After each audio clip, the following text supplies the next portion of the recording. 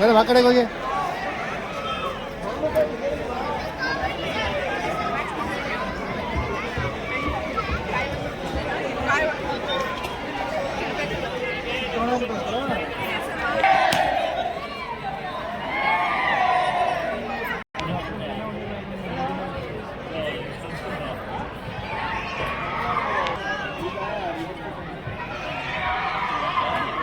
ಹೊಡಿರಿ ಹೊಡಿರಿ.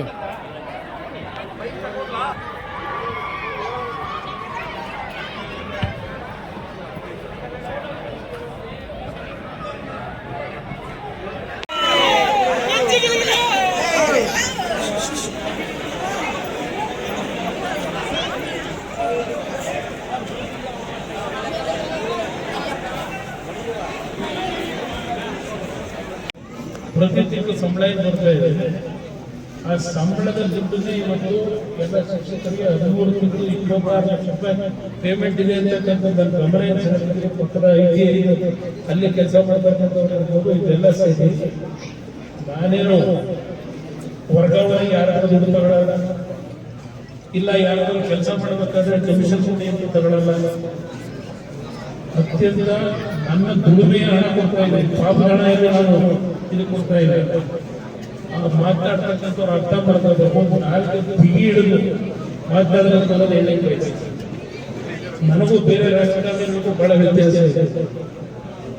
ಅದರಿಂದ ನಾನು ಯಾವಾಗಲೂ ಒಬ್ಬ ಸಾಮಾನ್ಯ ಪ್ರಜೆ ನನ್ನ ಒಂದು ಚರ್ಚೆ ಮಾಡಿದರೆ ಅತ್ಯಂತ ಗಂಭೀರವಾದ ಚಿಂತೆಗಳನ್ನು ನಾನು ಚಂದ್ರ ವ್ಯಕ್ತಿಯಲ್ಲ, ಬಹಳ ಸೂಕ್ಷ್ಮ ಜೀವಿ. ಮರ್ಯಾದೆ ಕರ್ಕೊಂಡನ್ನು ಯಾವುದೇ ಕಾರಣಕ್ಕೂ ಯಾವುದೇ ರೀತಿಯಲ್ಲಿ ಜನಗಳಿಗೆ ದ್ರೋಹ ಮಾಡಬೇಕಂತ ಅದಕ್ಕೋಸ್ಕರವಾಗಿ ಈ ಒಂದು ಶಾಲೆಯನ್ನ ದತ್ತು ತೆಗೆದುಕೊಳ್ತೀನಿ ಅಂತಕ್ಕಂಥದ್ದು ಹೇಳಿದ್ದೇನೆ.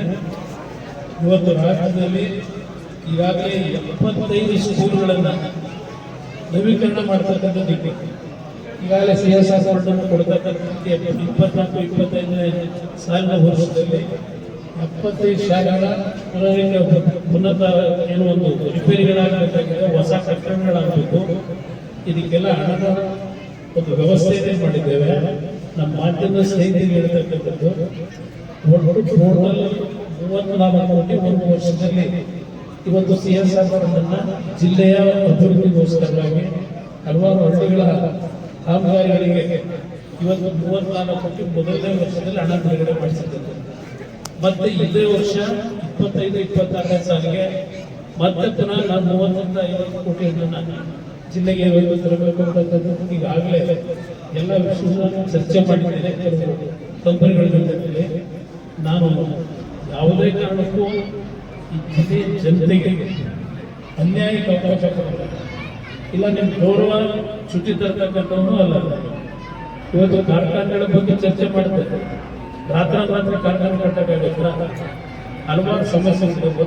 ನಾನು ಜಿಲ್ಲಾಧಿಕಾರಿಗಳು ಇಲ್ಲೇ ಇದ್ದಾರೆ, ಒಂದು ವರ್ಷದಿಂದ ಅವ್ರಿಗೂ ಮನವಿ ಮಾಡ್ತಾ ಇದ್ದೇನೆ. ಜಾಗ ಎಲ್ಲಾದ್ರೂ ಒಂದು 20 ಎಕರೆ 50 ಎಕರೆ ಜಾಗ ಹುಡುಕಿದ್ದೇವೆ, ಅವರು ಪ್ರಯತ್ನ ಮಾಡ್ತಾ ಇದ್ದಾರೆ. ಇಲ್ಲಿ ಮಂಡ್ಯದಲ್ಲಿ ನಾವು ಕಾರ್ಖಾನೆ ಮಾಡಬೇಕಾದ್ರೆ ಜಾಗದ ಅವಶ್ಯಕತೆ ಏನಿದೆ ಅದಂತೆ ಇವತ್ತು ನನ್ನ ಇಲಾಖೆ ಕಾರ್ಖಾನೆ ಕಟ್ಟತಕ್ಕಂಥ ಇಲಾಖೆ, ಕೆಲವು ಸ್ಕೀಮ್ಗಳು ಮಾಡ್ತಕ್ಕಂಥ ಇಲಾಖೆ ಇದೆ. ಬಹಳ ಜನಕ್ಕೆ ಕುಮಾರಣ್ಣ ಮಂತ್ರಿ ಆಗಿದ್ದಾನೆ, ಏನೋ ಒಂದು ಕಾರ್ಖಾನೆ ತರಬೇಕು ಅಂತ ಭಾಷೆ ಇದೆ.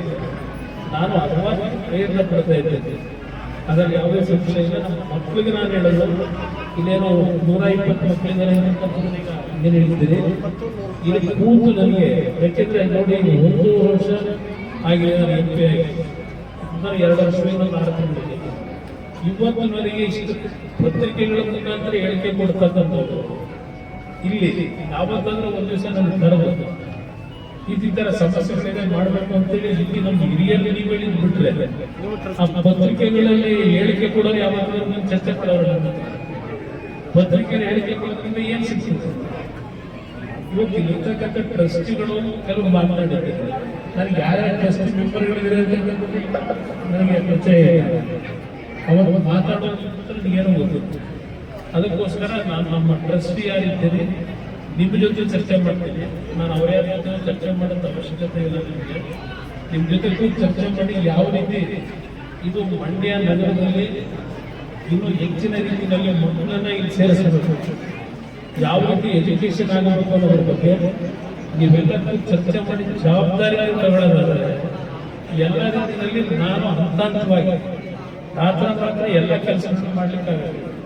ಹಂತ-ಹಂತವಾಗಿ ಈ ಶಾಲೆ ಇವತ್ತು ದೊಡ್ಡ ಮಟ್ಟದಲ್ಲಿ ಬೆಳೀತಕ್ಕಂಥದ್ದಕ್ಕೆ ಎಲ್ಲ ರೀತಿ ನಿಮ್ಮ ಜೊತೆ ನಾನು